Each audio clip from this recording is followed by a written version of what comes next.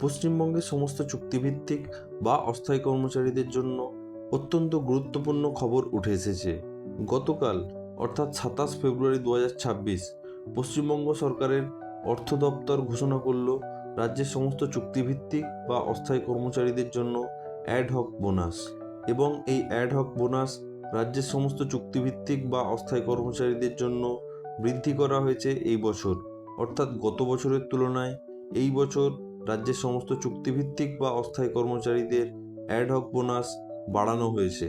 তো ফ্রেন্ডস, আজকের ভিডিওতে জানাবো পশ্চিমবঙ্গ সরকারের অর্থ দপ্তর যে এই বিজ্ঞপ্তি জারি করেছে, সেই বিজ্ঞপ্তি অনুযায়ী রাজ্যের কোন কোন চুক্তিভিত্তিক বা অস্থায়ী কর্মচারীরা এই অ্যাডহক বোনাসের টাকা পাবেন এবং গত বছরের তুলনায় এই বছর রাজ্যের সমস্ত চুক্তিভিত্তিক বা অস্থায়ী কর্মচারীদের কত টাকা অ্যাডহক বোনাস বাড়ানো হয়েছে এবং এই অ্যাডহক বোনাস পাওয়ার জন্য কি কি ক্রাইটেরিয়া রয়েছে, কবে পাবেন এই অ্যাডহক বোনাস এবং এই অ্যাডহক বোনাস পাওয়ার জন্য বছরে মিনিমাম কতদিন কাজ করতে হবে, এই সমস্ত কিছু তথ্য সহ জানাবো আজকের এই ভিডিওতে।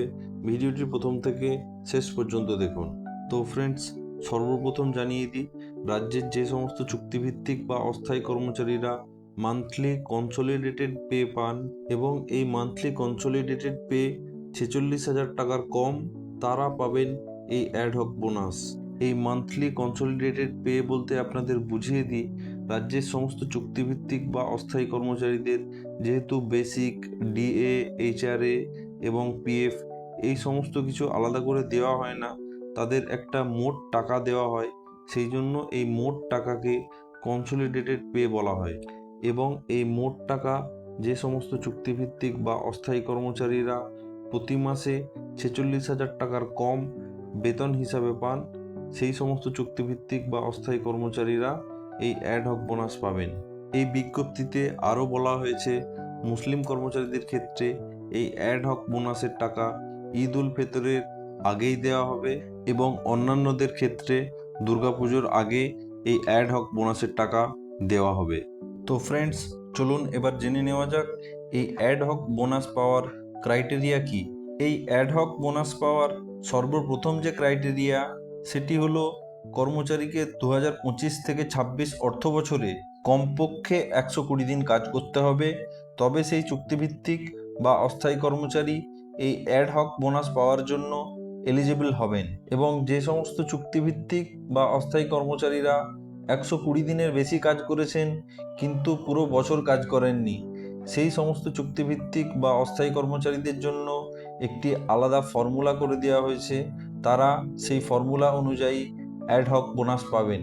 এই ফর্মুলা অনুযায়ী 1 এপ্রিল 2025 থেকে 31 মার্চ 2026 এই সময়ের মধ্যে আপনি টোটাল যত টাকা কনসোলিডেটেড পে পেয়েছেন সেই টোটাল টাকাকে 12 দিয়ে ভাগ করবেন। 12 দিয়ে ভাগ করার পর যে অ্যামাউন্টটি আসবে সেই অ্যামাউন্টটি আপনি অ্যাডহক বোনাস হিসাবে পাবেন। কিন্তু খেয়াল রাখবেন, সর্বোচ্চ 7,400 টাকাই আপনি অ্যাডহক বোনাস পাবেন বিজ্ঞপ্তি অনুযায়ী। এবং যে সমস্ত কর্মচারী পুরো বছর কাজ করেছেন সেই সমস্ত চুক্তিভিত্তিক বা অস্থায়ী কর্মচারীরা পুরো অ্যাডহক বোনাসের টাকা পাবেন, অর্থাৎ 7,400 টাকা পুরোটাই পাবেন। তো ফ্রেন্ডস, আপনাদের জানিয়ে দিই, গত বছর এই অ্যাডহক বোনাসের পরিমাণ ছিল 6,800 টাকা, যেটা এই বছর অর্থাৎ 2026 সালে বেড়ে হয়েছে 7,400 টাকা, অর্থাৎ 600 টাকা অ্যাডহক বোনাস বাড়ানো হয়েছে রাজ্যের সমস্ত চুক্তিভিত্তিক বা অস্থায়ী কর্মচারীদের।